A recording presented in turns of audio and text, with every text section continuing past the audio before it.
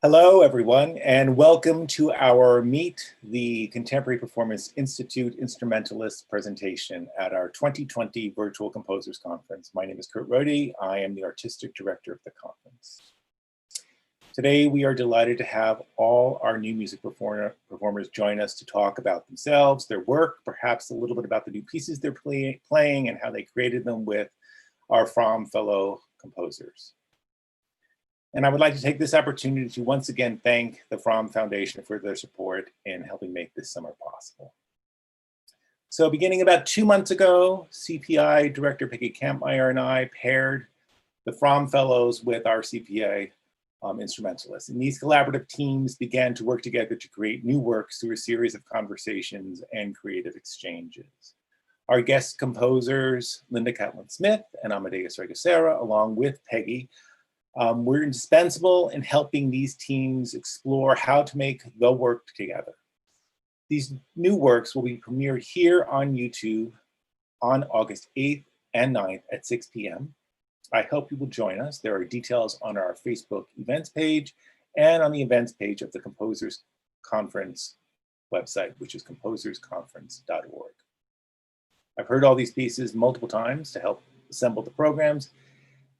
They are all amazing. The performances are all amazing. It's just, it actually made me want to practice. So that's a good thing. Today's format is very simple. Our CPI instrumentalists, along with Peggy Kampmeyer, are assembled here with me on Zoom, and we're gonna have a short introductory conversation. And then I will ask them some questions. I will be inviting all of you out there watching on YouTube to please submit your own questions as well. Put your questions into the YouTube chat scroll and I will make sure they get asked. I just ask that you try to make your questions succinct and clear. So let's begin. You can all unmute. And I would just like you to, I think we're all in the same format here in the gallery view with Humay in the upper left-hand corner. And I'll just call your names. Why don't you just tell us your name, your instrument, where you're from, and where you are now. So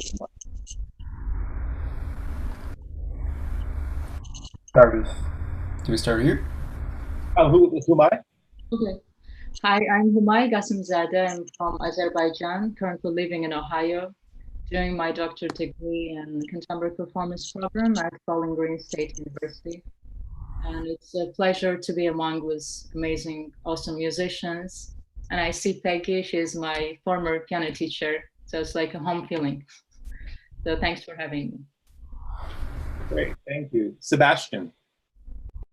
My name is Sebastian Stefanovic. I'm from Baltimore, Maryland, currently studying at Rice University in Houston, Texas. I'm so happy to be a part of this. This has been a really wonderful way to connect with these guys, even if it's not in person, and have something to look forward to every day. And Sebastian, you play viola. Forgot to mention that. No, it's okay. We could just like play a game, who plays what instrument, sort of thing. Octavian. Hello, everyone. I'm Octavian Moldovean.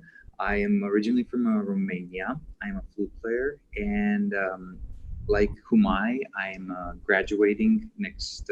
Well, I'm in the same program, in the contemporary music program at Bowling Green State University in Ohio. As you can see, I have Bowling Green here on my shirt, but this is a soccer shirt. As I'm a soccer official, I officiate games. Well, not during a pandemic, but that's one of the things alongside music that I miss a lot. And I'm supposed to graduate next week if everything goes well. My dissertation just got approved, so I don't believe it until I see it. I'm that kind of person. And yeah, thank you so much for having me here. This week has been very intensive after a pandemic of just writing the dissertation. It was really refreshing to see so many musicians coming together and creating together. So thank you for having me here. I feel very privileged to be in this program. Thank you for being here. Jacob. Hi, I'm Jacob MacKay. I play the cello. I'm from New Hampshire with a brief detour through Massachusetts and Texas.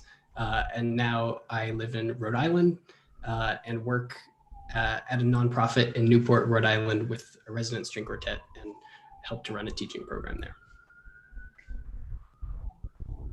Thank you. Adam. Hi, I'm Adam Woodward. I'm a violinist. I am currently in Minnesota. It's where I'm from, where I grew up. But I'm going into my second year of my master's at Rice University. Yeah, it's been a real treat to be part of this collaboration. Bahar has been amazing to work with. She's like really thoughtful and has so many great ideas and has really helped me like open up and explore my instrument in different ways. So I've really enjoyed the festival so far and everything we've been able to participate in. So glad to be here. Thank you. Chad. Hello, my name is Chad Wesselkamper. I'm from Cincinnati, Ohio originally. I played double bass and I just graduated with my undergrad degree from Rice University. I'm having a great time so far. The piece I'm working on with Jose Serrano is really cool and right down my alley. So having a good experience here. Thank you so much. Kevin. Hi, my name is Kevin Newton. I'm a horn player. I am originally from Virginia, but I'm based in New York now, getting ready to start doctoral studies at Stony Brook University. And to continue what everyone has said, I've been working with composer Aaron Bush, and it's been absolutely amazing. Learning new things about myself as a musician, and very, very happy to be here. Great, thank you so much. Kai.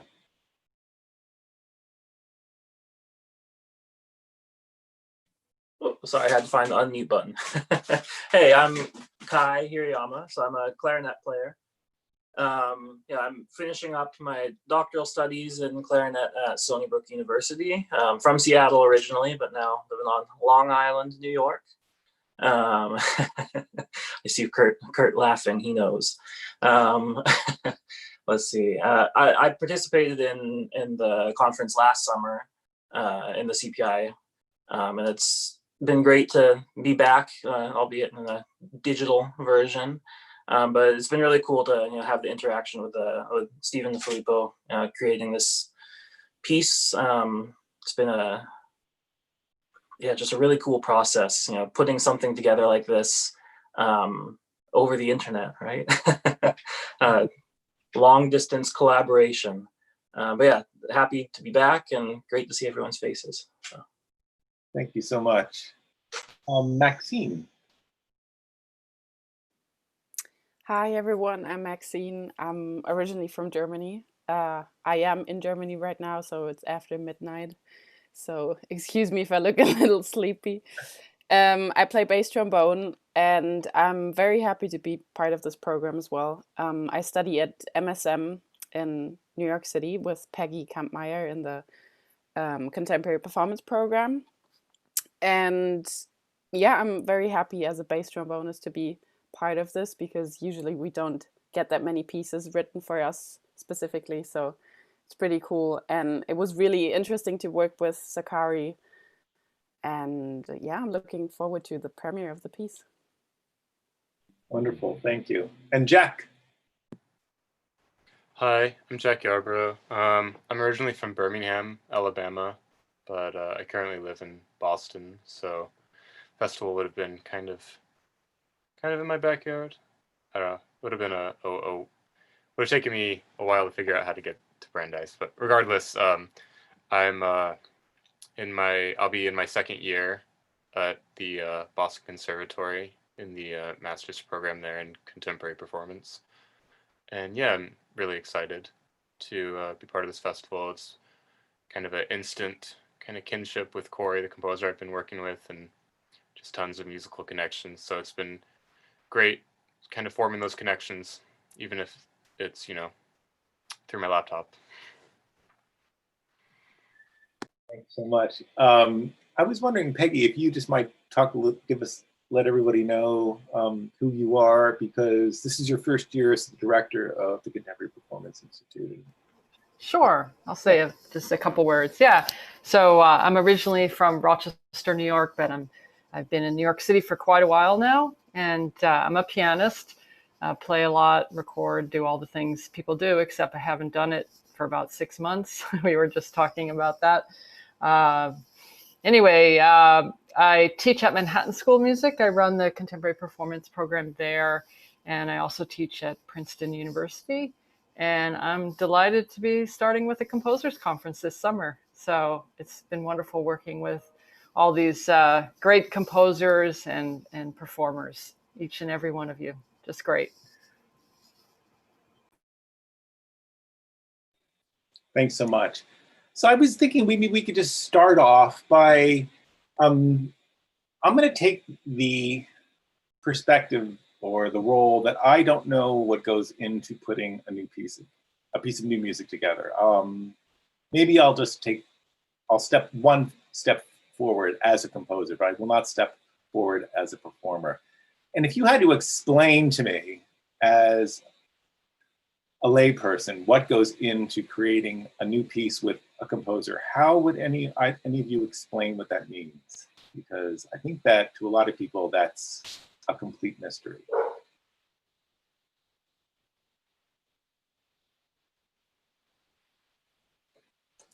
Well, I'll start. Thank you, Kevin. Of course. Well, similar to what Maxine was saying, the horn is one of those instruments that doesn't get written for in a particular way a lot. We have a lot of repertoire from the late Romantic period, for example. So a lot of times people think of the horn in that kind of sense. So in working with Erin, she was really interested in capturing all of the sounds that the horn can make and utilizing them in an unconventional way. So we kind of started from there. Started with, kind of her asking me, so can you make this sound? How does this work? Can you tap on your instrument? Does it ring?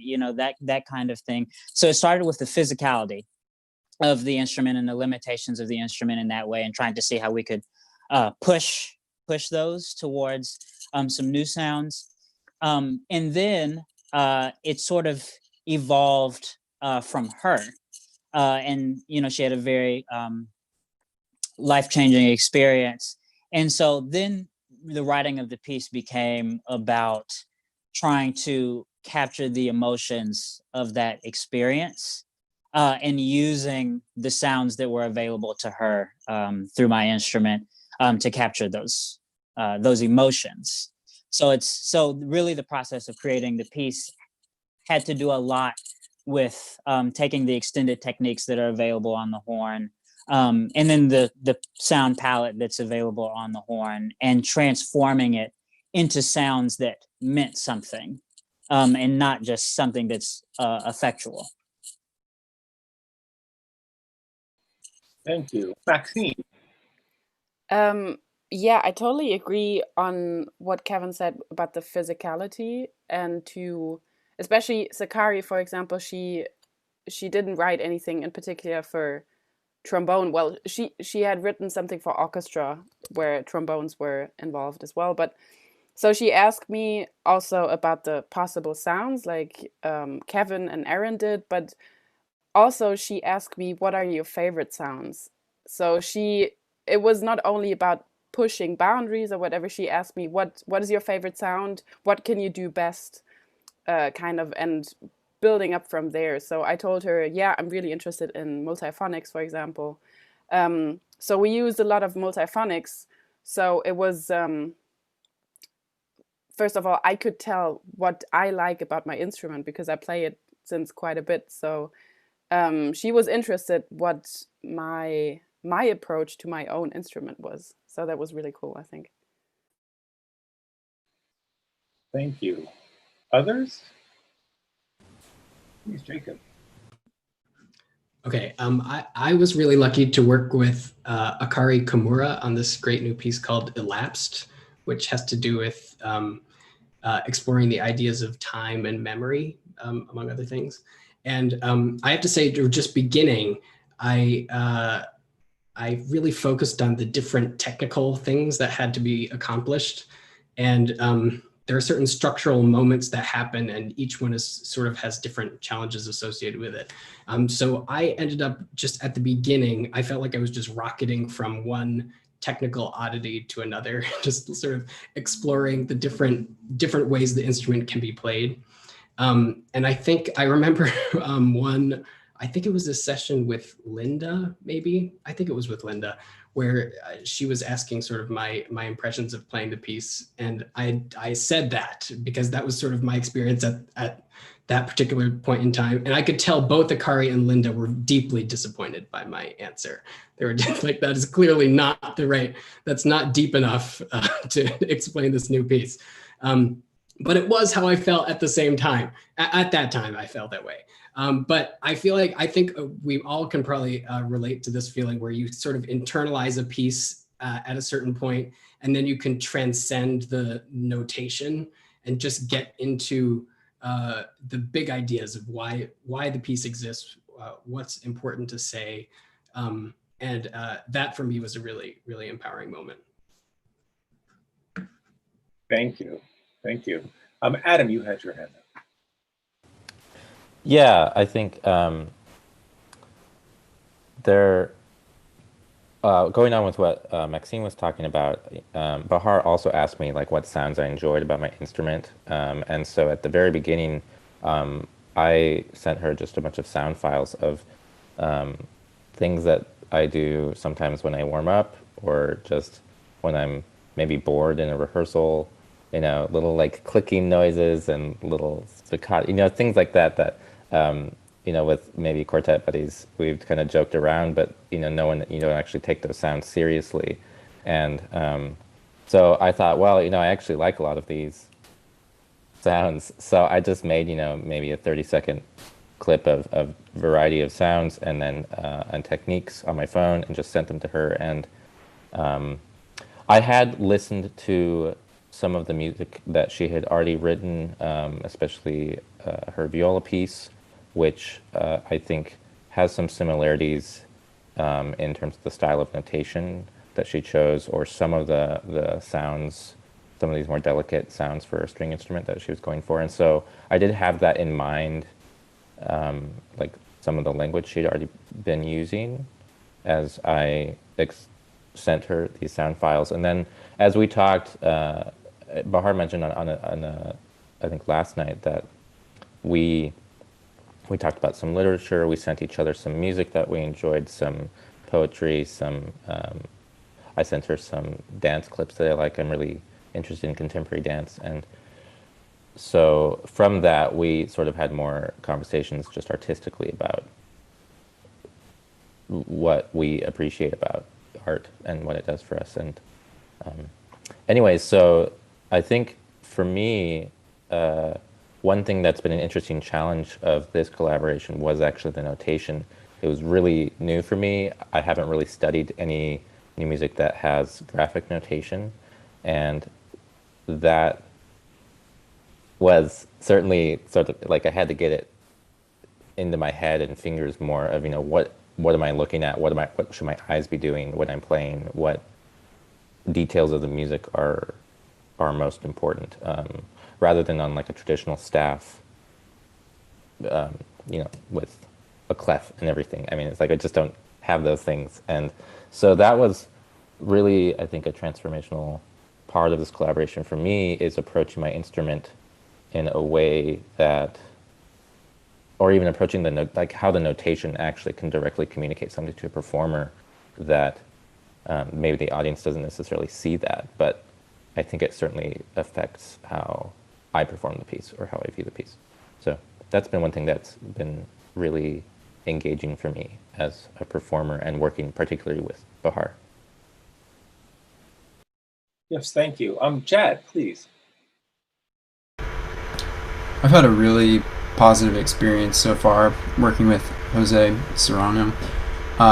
One synchronistic thing was that he had already written quite a bit for double bass, and he likes to utilize electronics with his double bass composition so far. So that's kind of what I already was wanting to do. And a piece that I was going to do for my recital utilized something similar, so it actually worked it out and kind of took that place. But for us, it was a little bit less going back and forth about ideas.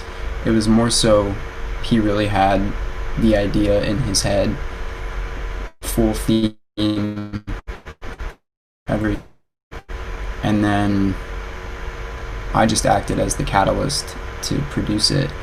And thankfully, because he's already written a good amount for the bass, I didn't really have to go over anything, and everything was just as it was supposed to be. So it was easy, interesting, and exactly what I wanted. So Chad, I just have a quick question for you. So you said that the actual, it was what you wanted, but the actual exchange of ideas and conversation was, it wasn't like you were, exchanging material every day along the whole process. Was there anything about that that made you feel like, I think this works out, or just a little apprehensive? Because that can be a very, that's a fair amount of trust on your part to just. Yeah, I was thinking, since we weren't going back and forth every day, we did go back and forth a little bit, but that was just after I sent him the first couple recordings. I think he was pretty good at leaving it open to my interpretation as well. We talked about the general theme of the piece, the general mood, etc., and he notated everything extremely specifically, so that also helped a little bit. And then once I was done with everything, I was praying a little bit. I was like, I hope this is good. And he didn't critique it too much, so that worked out. I think it was to his liking. I liked the piece a lot. Yeah. Pretty interesting. That's great. No, because I was wondering if there was a little bit of like, oh my, I hope this works out. And it's good. It's sort of good to acknowledge that exists, because, collaboration means many things, and it's always, every collaborative project is completely different. And unfortunately, on my end, I was in such an upheaval during the learning process and the recording process, just due to moving and already having a visit scheduled to go home. And so I waited to do my move until I could have that recording done. And I think it kind of pushed me, gave me a time limit, but it worked out well. Yeah, that's great. Anybody else? Did anybody else want to? Please, Kai. Yeah, so it was part of working with Stephen on creating his piece. Part of a lot of what we worked on, because he's written a decent amount of stuff for clarinet. He knows a lot of the extended techniques and stuff, the weird sounds that we can make on our instruments, I should say, because I have a whole bunch of them. I got my bass, I have my E flat, my B flat, and we use basically the whole repertoire of clarinets I had available to create something. But so a lot of what we kind of focused on was figuring out how can we make this something kind of unique to this current situation, right? And how can we use the technology and the media that we have available to us to make something kind of special? And so we can, when you all see when it premieres, but it was all done with using a lot of multi-track video and audio stuff. See a whole lot of my faces all over the screen at the same time. And going along with that too, I recorded all the raw footage and everything. I used an app on my iPad to stitch everything together, create all these framings.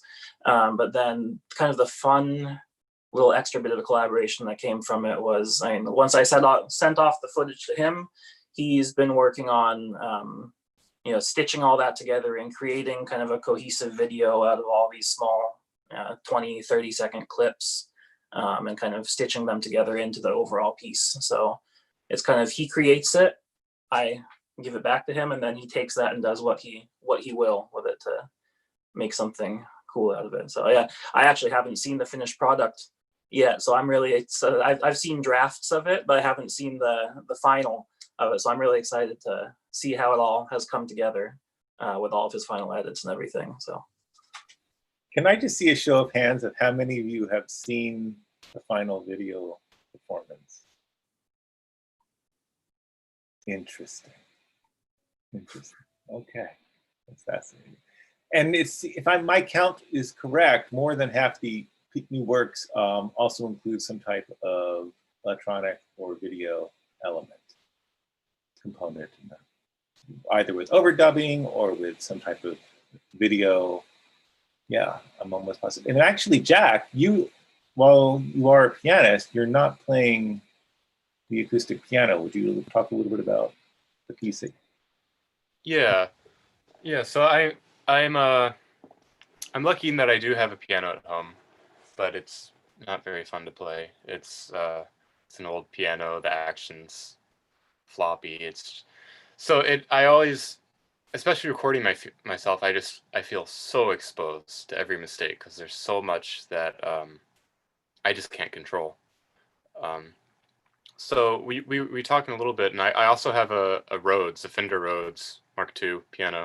It has 88 keys, just like a regular piano, and so all of our initial back and forths were me recording my piano, and he said, "I let me just hear it on the Rhodes. I want to see how it sounds." And the piece took on a new life hearing it. It was just a completely different sound world, way more things to listen for because the frequencies are so close and pure on the Rhodes. We started hearing all these sort of beatings that weren't there before.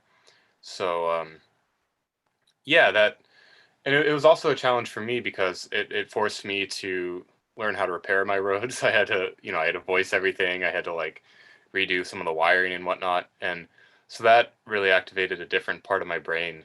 That was just definitely, I needed it because kind of get sort of slogged down just doing this sort of same process over and over again with a piece. So it was really great getting to work in that way. Have you played any other new works for your Rhodes? I've tried commissioning some, and I haven't liked any of them until this one. So it's, yeah. So you actually commissioned and have had pieces? Some, but I've seen the sketches, and that won't work on the Rhodes. The action is, it's also floppy, but it's not a piano. It's very different, and yeah. it needs to be. It's a different instrument, and it needs to be written for in a different way. And even though Corey wasn't consciously doing this, it just fit perfectly for the Rhodes. So. Thank you. Something I wanted to talk a little bit about is basically something very nuts and bolts. And it's going to involve you, Peggy. And so the guest composers met with all the teams and talked through the pieces and, probably talked about, construction and ideas and yada, yada, yada, very composerly stuff. And I'm sure you talked about other things. And I was wondering if maybe you could just give us a little bit of an idea of how you approach coaching these new works with the composer. Sure. And the days. Yeah. So I think I saw everyone over the course of a couple weeks. So the pieces were in very different places from, 2 or 3 weeks ago, some were not written at all, really. And so at that point, we were talking about concept, which may be more similar to what the composers were talking about in the coachings. But then as we got closer and closer to this week, the pieces started to take shape more. So I think one of the things I think about a lot is notation. And I think we spoke about that in most everybody's coaching, because I'm really fond of very clear notation. And I think that's the communication that the composer gives to us, the performer. And if it's really, really clear and concise, we know what to do. And so we did talk a fair amount about that. And that, again, notation can be conceptual too. And questions come up with that. I know, Maxine, at least in your piece, there's a fair amount of improv or some improv. I don't know how it ended up, but there was at that point. And so we talked a little bit about or a lot actually, about that that fine line. I think this was mentioned yesterday at some point, that tightrope of how much control does the composer have? How much do they want to let go of? And, you know, when you have improv, that's definitely going to come out in the notation. So that was a sort of, you know, concept notation, both things happening at the same time. Thank you. Yeah, I remember a number of discussions, and I want to speak to you about the piece that you're playing in, Maxine, Shikari's piece. But I remember a number of conversations over the course of the last week where there is not just the acknowledgement, but maybe even sort of the encouragement of blurring the different functions and roles and purposes of being a performer or being a composer. Why do they have to be so separate? Why can't it be a much more fluid exchange, and so that the ownership of the piece is really by all those who are involved in the creation of the piece?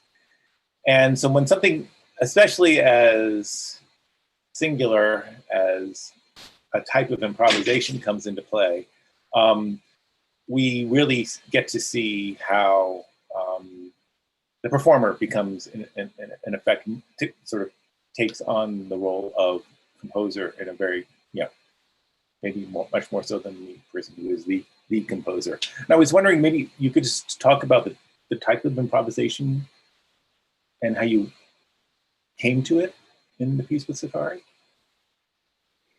Sure, yeah. So actually, in the end, the piece is, so just for everyone to know, the piece is with fixed media. Sakari did it in Ableton just by piling different sounds and manipulating them. And it's a part of it is trombone sounds or breathing sounds. And then, so what she did when she notated it, it's all a handwritten score, which I really like. It looks really cool.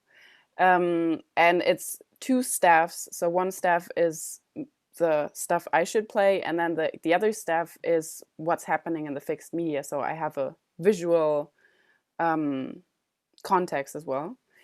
And basically what we also did, we didn't set a tempo or anything. We had time signatures. So every 5 seconds there was a little thin line in the score, and I would have a stopwatch running at the same time.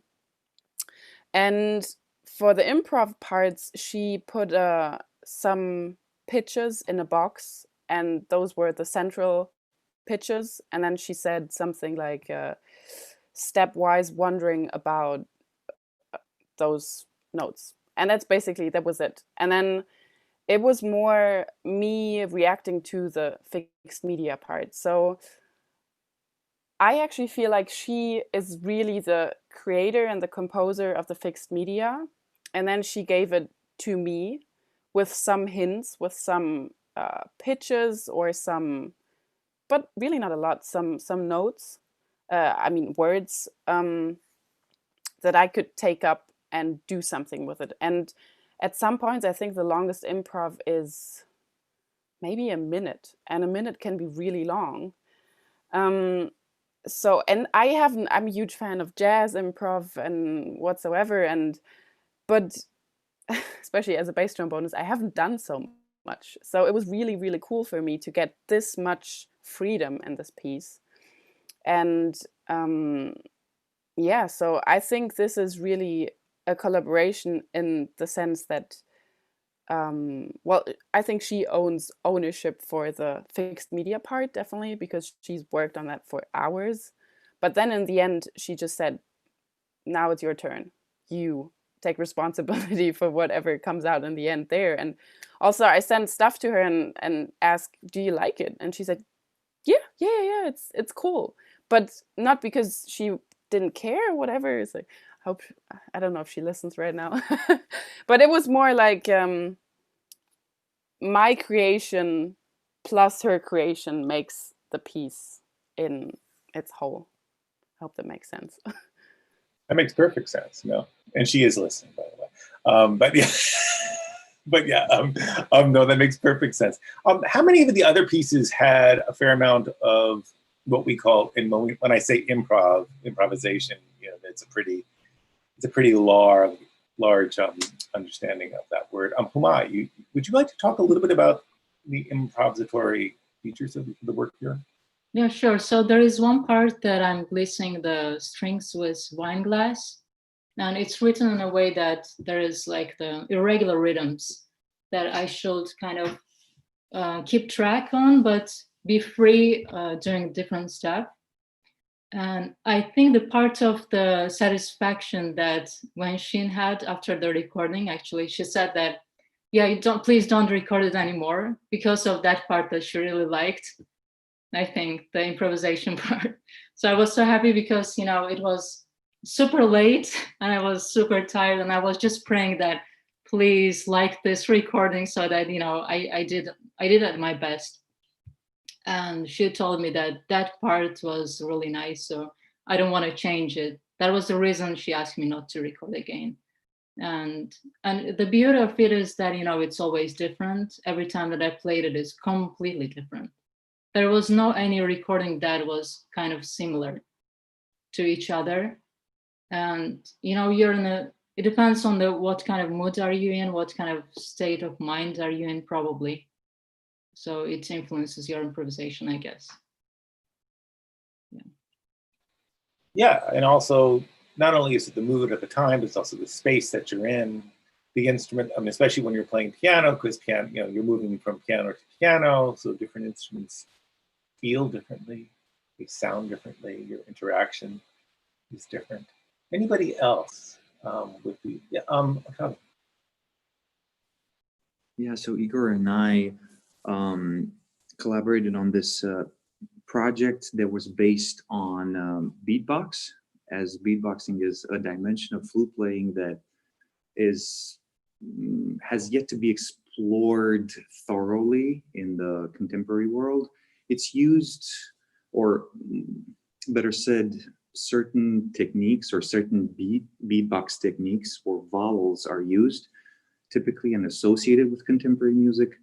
But I think Igor did a fantastic job of getting and adapting the bass, not phonemes, but I would say just like the bass beatbox techniques that we found in this book, Brandy Huddleston's The Art of Beatboxing, and which was made in partnership with Greg Patillo, which is probably the most notorious beatboxer on the flute. And what's unique about beatboxing is that it generates much more a world of possibilities, and it's really engaging. It creates new patterns and new sounds, new sonorities. So he definitely integrated that, plus some improvisation moments. So there were like kind of like jamming patterns or repeating patterns that slightly changed and added every time, and then those were interspersed. Those sections were interspersed with improvisation sections, material that was kind of like suggested, and then based on which the performer was allowed to permutate and add or subtract to change the rhythms, and that offers a certain liberty to the performer. And I feel every performance has the potential to be different and to be unique depending on the perception and the choice of the performer. So yeah, it was a really fun project, and I feel the improv side added a lot to it. Thank you. Yeah, these are all very different ways of using improvisation as part of the collaborative process, and then ultimately in the piece. We have a question from YouTube, and it says, for a lot of composers, it can be really anxiety-inducing to share works in process with performers during collaborations. Any advice to either composers or performers on how to break through?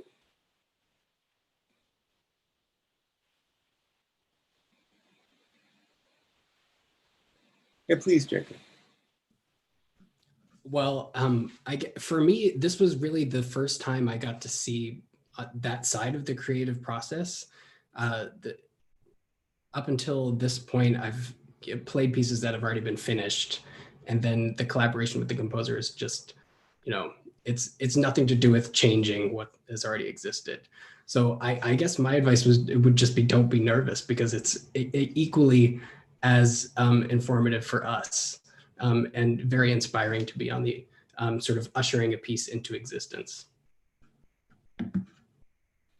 I agree. Yeah, I mean, I think that trying to make everyone feel as comfortable and sort of understanding what the boundaries are of, everyone sort of, we all have a starting point when we first meet people in that interaction, and just sort of understanding what the boundaries are, and asking permission and gaining respect and confidence to move forward.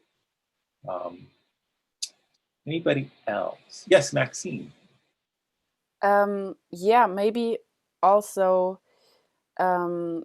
well, not being nervous is easy said, but probably not that easy to not be nervous. But I mean, if we as the performers would have something super specific in mind, we could technically write a piece for ourselves. So I think if you see at that point that we as the performers, we're just there to help.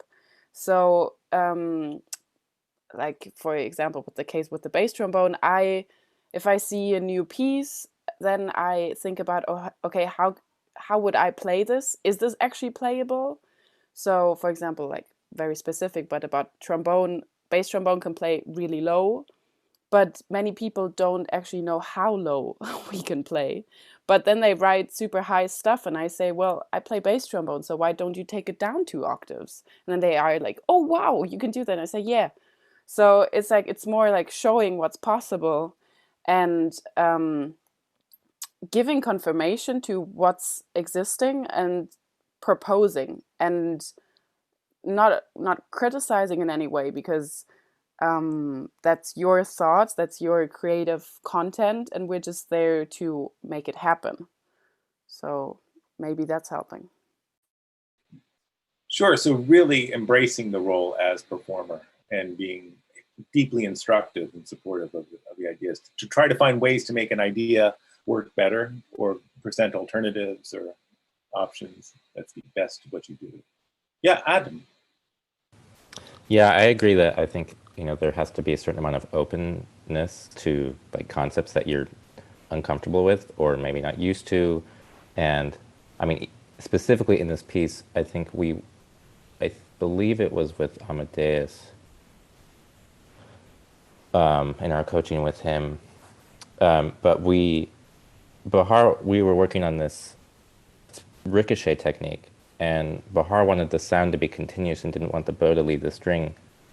And I said, well, that's kind of impossible. Like, what do you want me to do? And then Amadeus was like, I don't know, is there another way to do it? And it made me think like, oh, well, maybe I've been dismissing that idea like prematurely. And so I'm sure this is different for other players, but for me, I started rolling my bow to create like a bouncing sensation while keeping the bow moving. And so that was just one example where, initially as a performer, I was looking at the limitations of the violin and saying, well, that can't work. And then I was able to, with some more prodding, kind of get out of my comfort zone of it and experiment more with my instrument. On the flip side, there are other, instances when something really doesn't work, and, there are limitations that perhaps need to be examined. And I think it's great to, if a performer is open to having those conversations, that can certainly facilitate more ease, hopefully, for the composer. So I think it's good if there's some sort of fluid communication, but I think, I can understand why it would be maybe difficult to want to share a work that isn't finished yet, especially for performers who are used to, seeing everything just on the page and ready to go. Yeah, I mean, I think it's not unusual for people to feel that if it's on the page, it must be done in some way, and to sort of break that that tradition is, you know, I mean, it's happening. I mean, things are, we understand that just because it's on the page, it's just one step along the way in the process. I was also wondering if you're going to call that bow technique that you came up with the Woodward stroke, because I think you should really, you know, use it for all that it's worth. So Peggy has a question that she'd like to ask. So yeah, sure. And I was just thinking on the kind of, you know, following on that discussion, the kind of vulnerability that's there for all of us. And I know that Jim Baker mentioned in his demo that often performers prefer not to have the composer there at the very first rehearsal. That's more of an ensemble type thing. But, you know, that's when we're sort of not quite ready yet. You know, that's like the ideas on the page. So, you know, I guess accepting this vulnerability on both sides, which brings me to my question, because I know a lot of the composers are also performers. And I know some of you write or arrange or do something along those lines. So if anyone would like to speak to that and tell their experience in that area, that would be great. Yeah, there have to be some, you know, covert composers in this. Jack, please. Well, I'm very active in free improvisation, and the improvisation I've been drawn towards lately is very minimal, so you could call it reductionist, sort of. And so for me, composition has always been setting up specific situations via text score, via, you know, aleatory scores, whatnot, that I can allow myself to perform at my full capacity in and do what I think I do the best, along with other people. I generally write for myself a lot with other musicians. So for me, composition has always been just a way to extend what I know I'm good at and just make that heard better.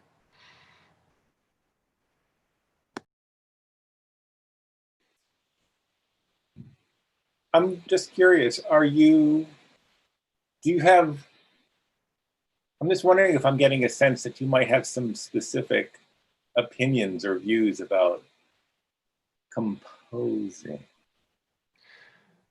Well, I don't know. I don't know if it's just composing. I have specific views about music. That. But no, I don't see strict camps at all. I don't see strict camps between composer, performer, composition, improvisation. I think, especially where we are at now in music, there's much more blurring. I think the roles and the sort of hierarchies, you know, within the new music world are gradually breaking down, and I hope that they do more. And it's more of I hope we all as composers, performers, focus more on just, like, you know, you could use the word musicking, just the process or the life you live with as a musician and how it interacts with the world, rather than this is my position, this is what I do. I thought so. Okay, I'm glad you said that. That was, yeah, I just had a sense that you were headed in that. Thank you for doing that. I appreciate that. That's really helpful. Octavian. I gotta say, I always thought different artists have different ways of approaching their art depending on their specialty. So I took some acting courses, and actors are very different compared to musicians. Musicians is the broad art, is big category, but the subcategories like singers are in a certain way, instrumentalists are in a certain way, and I feel composers are in a certain way too. And it was every time I'm dealing with a composer, I collaborate, it's so interesting to me to see how I think the composers have more pure ideas about music than instrumentalists. Instrumentalists, I feel we tend to be overwhelmed with like, oh, this needs to be executed perfectly, with execution. Whereas composers think more abstractly, like, I want this to sound like this. And usually composers push us to the verge of our extremes. It's like, can you do this? And then you look at the score and you're like, oh my God, this is like completely not doable. But then you sit in a practice room and you try to make it work. And you find out like, oh my gosh, okay, this at a first read seems impossible, but I can see what they're going for and what they want. So maybe this will work. So maybe the composer's initial idea might not work, but something will come out of that. And maybe not some like the desired outcome, but maybe something completely different that can be used later or in a different setting, or could be of use in a different piece or in a different moment. So not necessarily for that project or for that the intended purposes.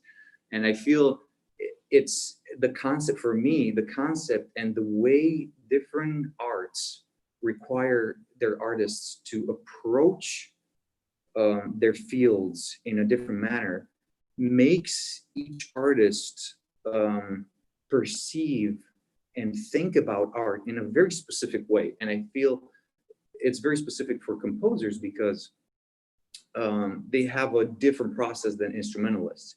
Even though most of the composers are instrumentalists or were at some point. So it's, but especially when you're writing for a different instrument that's not your own, I feel you're kind of like, composers are kind of like shooting in the dark. They kind of know what they want to sound like or what the piece wants. They know what they want out of it, or they have an idea of how to shape it, but not necessarily the building blocks. And that's where I feel us as instrumentalists come in and can cast a light into that shadow, and we can make something work together.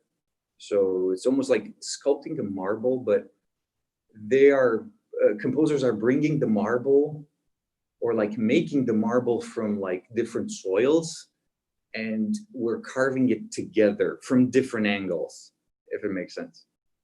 That's kind of like how I see it. So it's, yeah, I think it's, it can be daunting, it can be frustrating, but it can also be rewarding. And I feel every time towards the end of a collaboration, I felt rewarding and satisfied of that, hey, we did this together. And even though it might have not been what you initially thought it would be, and that's another conversation, because I always fear that as an instrumentalist, you know, with the things I cannot do, I feel frustrated because about the limitations of my instrument. And for instance, I always admire brass players, trombonists, you know, you guys are so loud, or like saxophone players. Oh my God, they can play so loud, it's so soft. And here we are with a flute, with a darn pipe, and like you blow your brains out on it, and like it barely squeaks, you know, especially in the low register. So it's, you know, it's leveraging that against like the possibilities of your instrument with what the composer wants you or like pushes you. And the great pieces, if we look back in history, were made by pushing those boundaries and by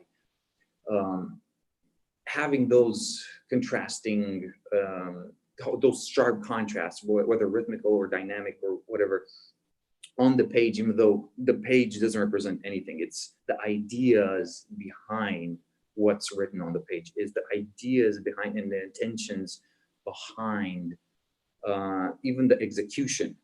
Because the execution, I mean, you see a triple P or a triple four for forte, so fortissimo, right? And it's more of a concept. if you can make that difference and make that as loud as you can, you can achieve that if everything else is on the polar opposite spectrum. So, and that's just one example. So, yeah, I'll just leave it there. No, it's interesting. That's a lot. I just want to. Sorry, I talked a lot. No, it's okay. No, it's a lot. It's a lot of really.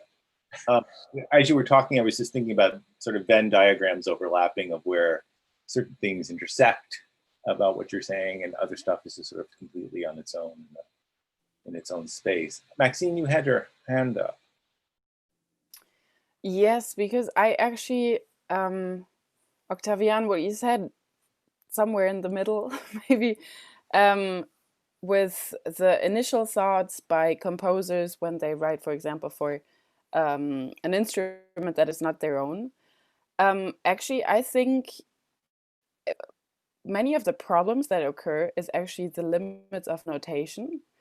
And it's why, like, they might have a sound, or yeah, let's call it a sound in mind, but they have to notate it somehow, because maybe they don't have an instrumentalist right next to them who could just they could just talk to and ask, hey, is this like, how would you write it down? And because if it's an instrumentalist writing it down, it's more likely to be understood. Maybe that's a theory right here. So I think that's a reason why I like this collaboration so much, because and especially in my score, as I said, there's not a lot written, but still I know how I'm gonna do what and when I do it and stuff, because it's kind of written for me, which is a huge privilege. But when you have to write a piece, I suppose, for a person you don't even know, because you just write the piece for anybody, you have to bring something to the page and have to boil it down to something. And I think actually that's the problem.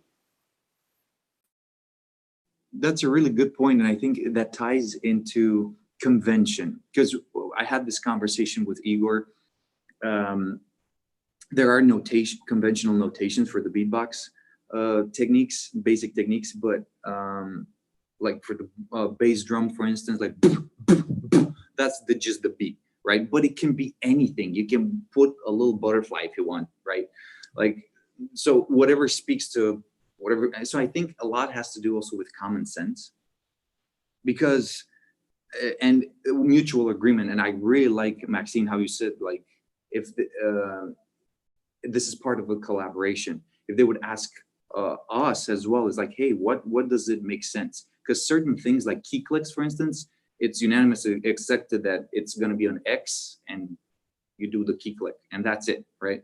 But you can put any type of thing that you want. I mean, and you can just write a legend in the beginning. Yes. You well, just yeah, use right. your words in the beginning. But if it's 5 pages, you gotta that's read a problem. it first. Yeah. So you Yeah. should make it short.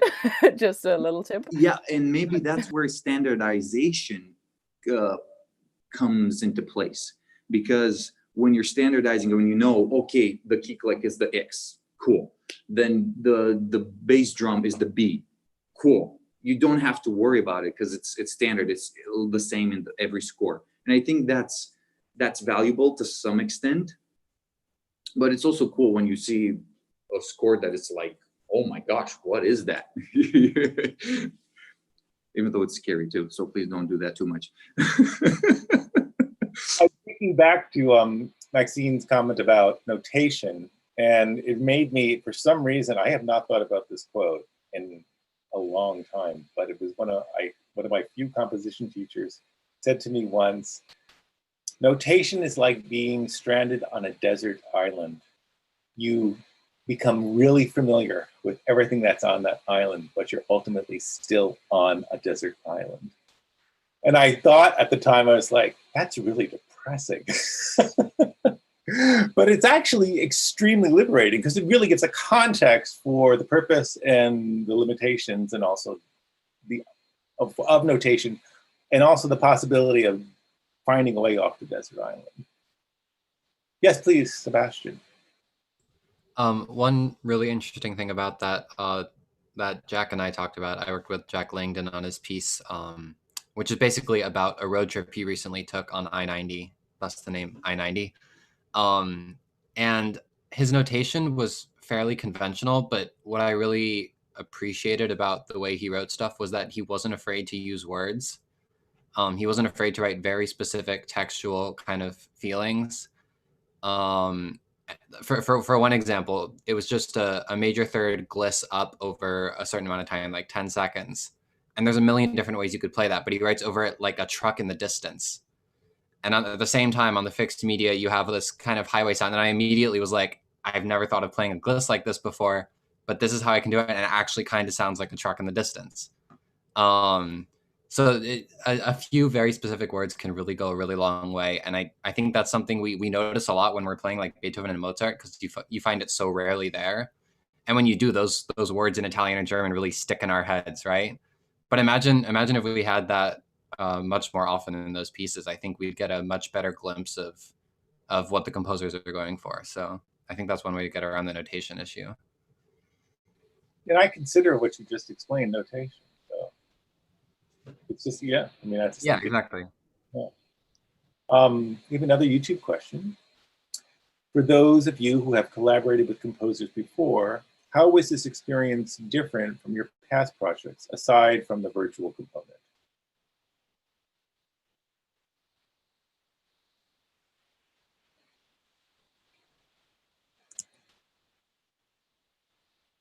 Yes, please, Kevin.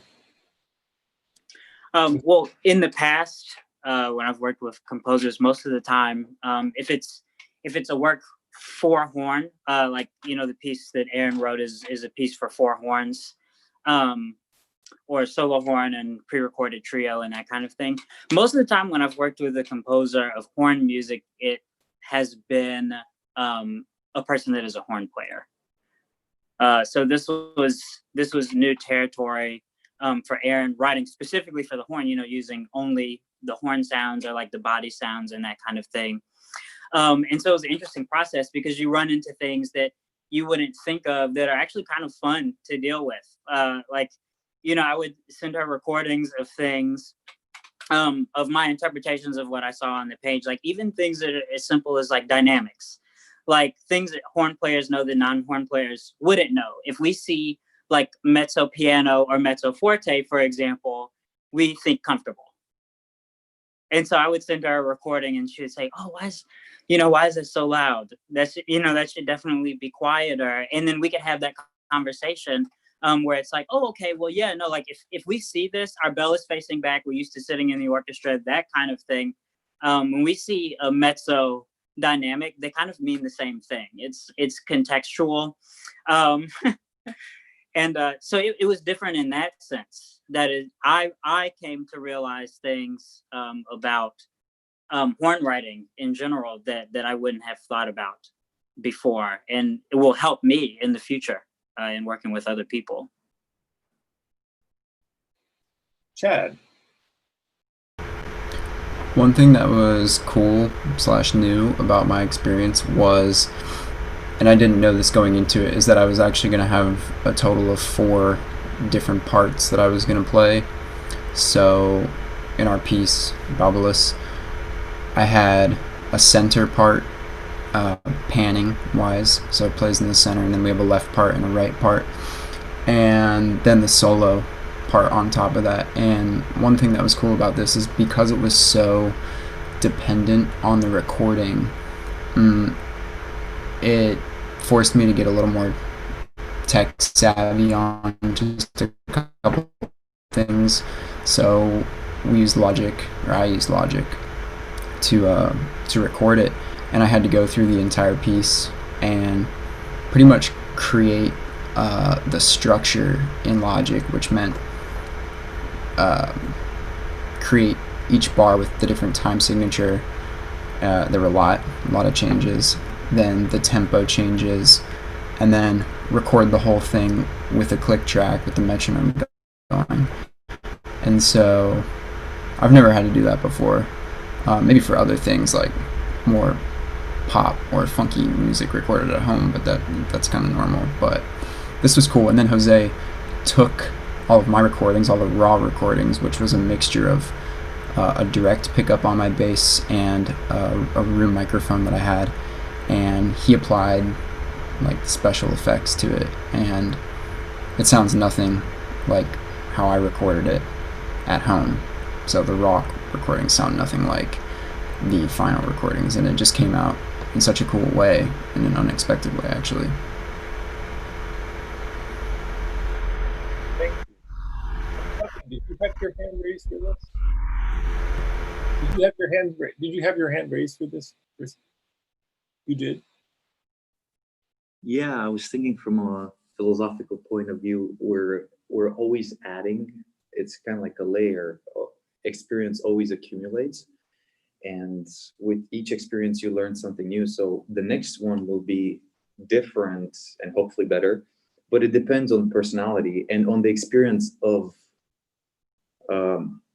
the second party, so your other collaborator, because I feel it can balance out depending on the project, but I feel compared to my other collaborations with other composers, the collaboration with Igor went really smooth, and we were both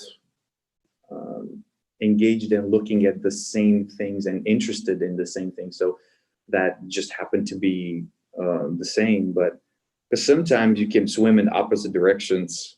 I guess it happens. I was fortunate enough not to have that, but I feel definitely every time I'm collaborating with a composer is something is better, something is added from the previous experiences.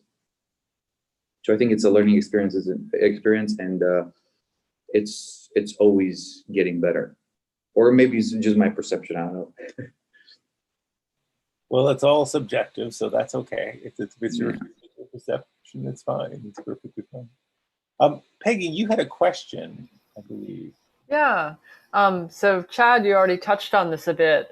Thanks for that with explaining the recording process. But I've been thinking, we're all getting a crash course in this now as performers. What's different between preparing for a performance or doing the performance and preparing for the recording and doing the recording? And this could be like, yeah, there's a lot of answers to that. They can be practical things. I know in my own work, some funny things have happened and some not so funny and some very technical things. But anything you want to share or just how you approach it differently. Yeah. For me, the biggest difference is knowing that I can do it again, which is not only helping, honestly. It's like when you prepare for a performance is I think one of my friends once called it like it's like a photograph that you take on this day or on this evening, and it might be, it might not be perfectly sharp or whatever, but it's a photograph. You can look at it later. That's a performance, and it's also, if it's not being recorded, people will forget it. You will forget it. It's just one performance. If you record something and, for example, you publish it, it's not forgotten. You can go back to it, which makes it much harder to record because you can go back to it. So it's like the stakes are higher for me personally. But with this particular piece, it wasn't that hard because I knew, okay, there's a lot of improv, so there's actually no right or wrong. Plus, I didn't have to do all that stuff that Chad was talking about with creating click tracks. And I mean, I was talking about it with Sakari, how precisely it had to be lined up. But because she said, well, it's not that, like, it doesn't have to be that precise. So we came up with the system with the stopwatch and everything. So that made it a lot more easier. But I've done some other recordings where I just tried to like record I know, Peggy, you know this attempt that I did with the Bach double violin concerto that I recorded for bass trombones. Well, and I did both parts, and it was just so hard to get on top of each other. Like, just to play with myself in tempo is the hardest thing. Did you actually manage to do it? I'm really curious. Well, it's there are a lot of edits in there. It took me hours, but I sent it. It was part of my jury thing for CPP at MSM last semester. But it was a good exercise on Ableton. Sure. That will teach you very quickly. Yeah. Please, Octavian. I can completely back up Maxine because I feel the same way. I think it's that pressure to be and that perfectionism in us musicians, like, oh, it has to be good because people will hear it, and like my grandkids will hear it maybe, and I don't want to be ashamed of myself 10 years from now when I listen back to it, even though that still might happen, even if you record the best recording of your lifetime, 10 years from now you might still hate it. So that says something about recordings and about perception. But I feel, I really like the idea of photograph. That's so cool. Because, it is like a frame in time when you have a performance. And for Igor's piece, I recorded both a studio version and a live version. In the live version, first time I just run it through, I just got soaked. So I sweated so bad, and I was like, oh my God, it's beatbox, and it's more engaging and it's more demanding physically. Your embouchure really goes through like hardcore pressure levels and like, so it's very, engaged, but, and very tiring, physically tiring. Now I understand brass players when they say like, oh, my lips, I can't blow anymore. But for recordings, I feel it's more of a, okay, I can take it again and do another take and another take. But then if you take too many takes, then you get frustrated and you get angry, and then you can't record too much. And especially with beatbox, I knew that I was already tired from doing two complete run-throughs, and I just had to call it. And the next day I recorded the studio version because I just couldn't. So that's a fact. Stamina is a factor too. That's a big, so the way the piece is written and what it entails, I bet it has to do, and it affects the way you record and the way you perform, and the way inherently, the way you mental prepare for both of those instances. Yeah, maybe I was just gonna ask Humay, because you have, your piece is very specific, a lot of extended techniques inside the piano. So is it kind of a relief to be not doing it live, or how did you feel about that? Yeah, it's controversial actually, because personally, I'm scared to listen to my own recordings. So there's this thing that, when you play in the concert, when there are people sitting around and there is certain different kind of energy and you're surrounded by it. And then you leave the concert with the kind of positive opinion about yourself that it wasn't too bad, But when you go and see it and with the score, check the recording, every detail, and you're like, oh my God, I have to do it again. It's pretty scary. But specifically talking about this piece, I think there are certain things that the extended techniques, I think worked better in the recording because of the amplifying it, putting the mic so that you can hear every subtle change of the sound.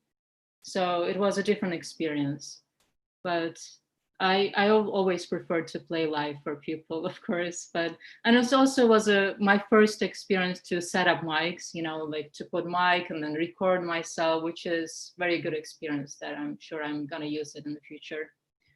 But yeah. Thank you.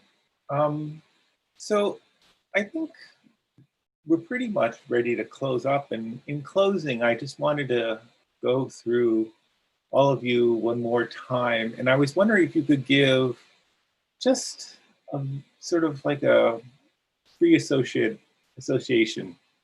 exercise, just a very short, brief feeling or impression you have of the piece that you have created with the composer.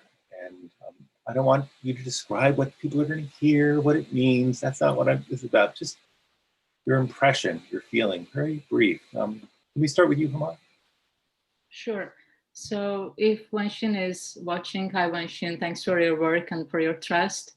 And it's a wonderful piece. I will describe it as, so it's like revealing your secretive different state of mind, because there are some parts that are very meditative and you're kind of meditating on one sound, bowing with a fishing line, listening to the change, and there are parts very aggressive, super aggressive. And there are parts that like improvisatory. So it's like unfolding, full of contrast, beautiful work. And as I said before, it's like a revealing different state of mind. Yeah. Thank you. Jack. Yeah, so, you know, all of us in this sort of pandemic together, I'm sure I can't be alone. I'm so simultaneously unstimulated and overstimulated by like technology. And it just has such a negative effect on your brain. I'm sure we all feel this. And Corey's piece for me just really, I love it because it allows me to just feel empty and listen to sound and nothing more and think about nothing and shut everything, not escape everything, but just, it's not escapist. It just allows me to just, yeah, just feel sound and just feel the moment and just feel my place in time. That's great. Thank you. Kai.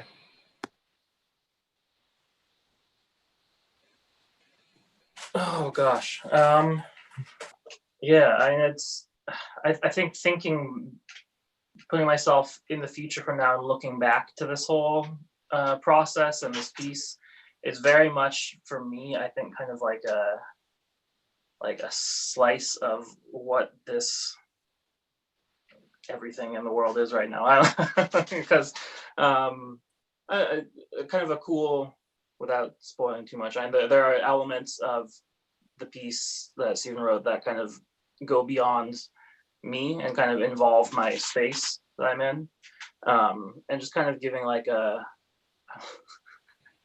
yeah, and finding ways that we can kind of show how the music kind of represents not only the music but like the circumstances around it, I think, which is a cool element of that I think Stephen did a really good job with capturing in that piece. So yeah, wonderful, thank you. Jacob. Well, I'm just really impressed with the way Akari wrote this piece, because there's such a quantitative element to it, just because she uses the idea of the palindrome to get across these themes of memory and memory loss and timing and stuff. So it has to have a very specific structure in order not to mess up the palindrome. But there's a way that she wrote the score or conceived of the score that gives you just an overall qualitative experience. And it's in no way like, you know, detailed. And like, as a listener, you, I don't know, it's not like every moment is happening and you're, you know, firing on all cylinders all at once. It's a really comprehensive experience. And yeah, it was really great to have a tiny little part of that. Thank you. Kevin. Well, Aaron's piece has a very specific subject matter, so it's hard to detached from that in my mind. But I think overall the piece is really about freedom and perspectives of freedom, and using texture to sort of help the listener to view freedom from those different perspectives. Thank you. Sebastian. So Octavian's thing about the chipping away at the marble from different sides really inspired me about another art metaphor, because Jack's piece for me evokes such a specific feeling of both nostalgia and kind of traveling, and that feeling you get on road trips.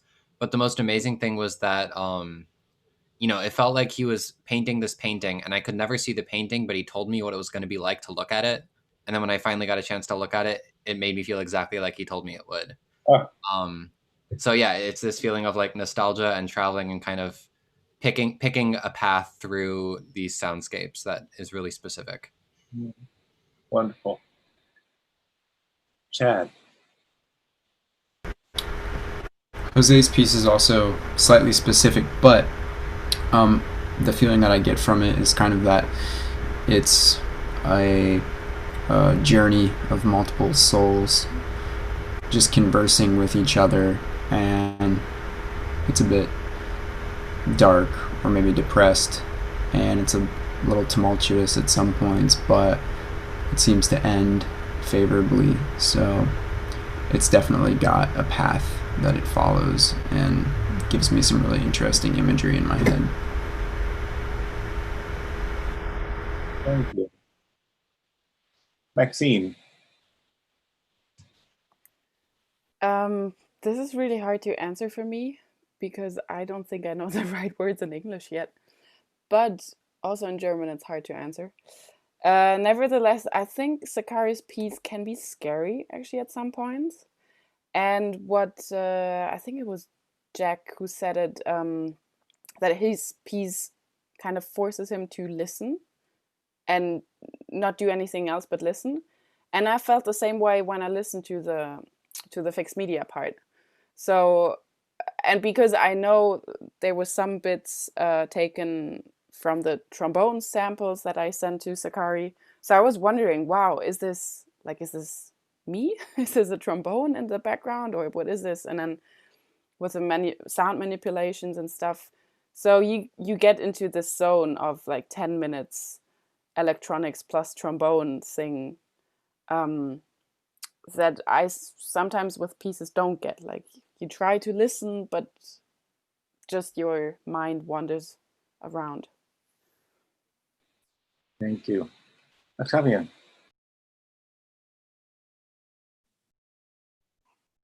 So I got the title idea.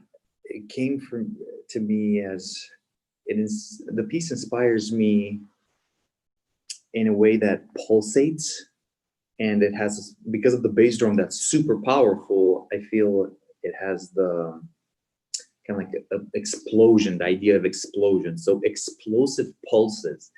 And little did I know, expulsura in Latin means drive. So it's kind of like driving pulses, and that's what the title ended up being, expulsure. I thought it's a word. Apparently, it's not a word, but yeah, I guess it is now. It is now. Yeah, we can patent that. Thank you. And Adam. Yeah, I love this piece. I think it's full of, to me, it's full of a lot of like whispers, and almost, it's very intimate as a piece, especially when you consider the backdrop of solo violin, which is a very virtuosic, very loud, very sort of in your face. Like you can do so many things on the violin when it comes to solos, and yet this piece feels so much like it's almost like a conversation between me and Bahar, but almost more of a conversation with oneself. And even the imagery, there's such deep imagery within the title, but also within the piece. And the title being a hair on the skin of the water on the lake. And if you think about that image, it's something that you would have to be paying so close attention to actually view something like that in person and to sort of acknowledge the existence of this very quiet moment. And so for me, it's just a beautiful, intimate experience for as a performer or for anyone, hopefully for anyone who listens. Well, I think that's a perfect way to end. And I want to thank you all for being here. Thank you, Peggy. Thank you all instrumentalists. It's been great having you do these collaborations over the past couple months, and I know the composers are really grateful as well. Can't wait for the performances tomorrow night and Sunday. Some reminders about those performances. They're at 6 o'clock on Saturday and 6 o'clock on Sunday here on YouTube. Information can be found on our Facebook events page or on the events page of the composersconference.org website. And thank you everyone for being with us this summer. This will be the last live broadcast. And while I'm still here broadcasting, I just wanted to say thank you. It's been really meaningful for everyone involved. And we all look forward to seeing you in person sometime soon. Good day.